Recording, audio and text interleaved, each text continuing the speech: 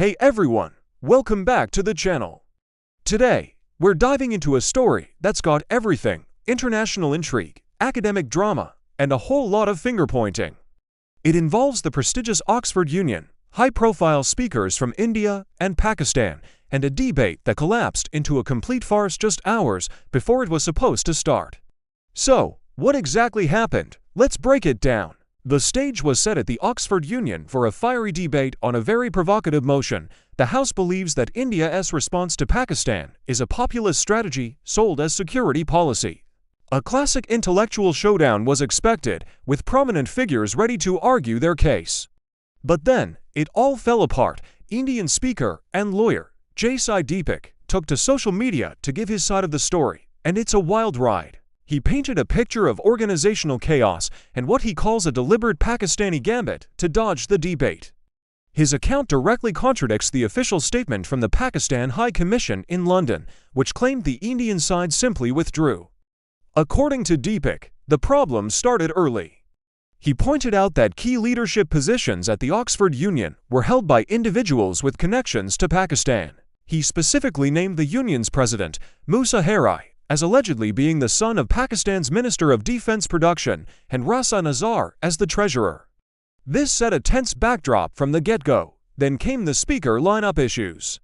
The original high-profile speakers for India, former Army Chief General Naravane and Dr. Subramanian Swamy, had to pull out just 2 days before the event due to unavoidable commitments. This sent the Indian side scrambling for last-minute replacements. Despite the incredibly short notice, Deepak, who was already prepared to argue India's case, managed to rally a new team from within the UK, bringing on board Manu Khajuria and pundit Satish K. Sharma. They were ready to go. The Indian side was locked in. The final, dramatic collapse happened on the day of the debate, November 27th. Deepak says he received a call at 3:13 p.m., just hours before showtime, informing him that the Pakistani delegation had not even landed in London yet. The Pakistani team was supposed to include heavyweights like former Foreign Minister Hina Rabbani Kar and Defense Minister Khawaja Mohammad Asif. Hearing this news, the Indian team, understandably, decided to abandon their journey to Oxford. Why travel all that way for a debate that wasn't going to happen? It seemed like a clear-cut cancellation, but this is where the story takes a truly bizarre twist. Later, Deepak claims he received confirmation that the Pakistani delegation had, in fact, landed.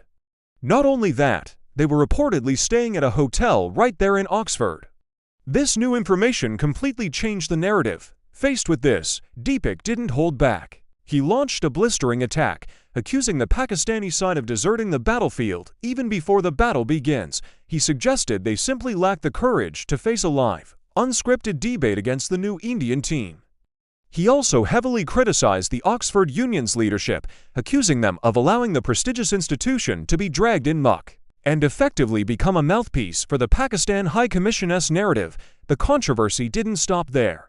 Indian politician Priyanka Chaturvedi also weighed in, taking a jab at Pakistan on social media. She wrote, "Pakistan is crying again over an Oxford Union debate. This is for the record. Once again, they have proved to be liars. Expecting any better from them was not even on my list." Her post amplified the sentiment that Pakistan had intentionally avoided the confrontation. Now, let's look at the other side of the coin. In complete contrast to Deepak's detailed timeline, the Pakistan High Commission in London released its own statement. They expressed regret that the Indian delegation had withdrawn at the last minute. They claimed this withdrawal handed a walkover to the Pakistani side. The High Commission's statement framed the situation as a failure of the Indian side, suggesting they lacked the confidence to defend India's security policies in what they called a neutral and intellectually rigorous debate. They essentially flipped the script, painting India as the one that backed out.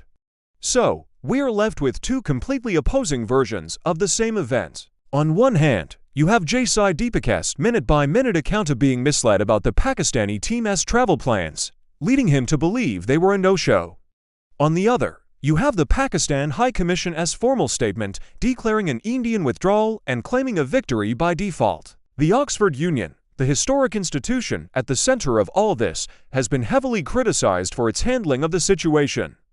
Critics argue that its leadership failed to manage the event properly, leading to confusion and allowing its platform to be used for political maneuvering. Instead of fostering a rigorous intellectual exchange, the event devolved into a public relations battle fought on social media. This incident raises some serious questions. Was this a genuine logistical failure, a series of unfortunate miscommunications that spiraled out of control? Or was it a calculated move by one side to avoid a debate they felt they couldn't win, especially after the original, high-profile Indian speakers were replaced?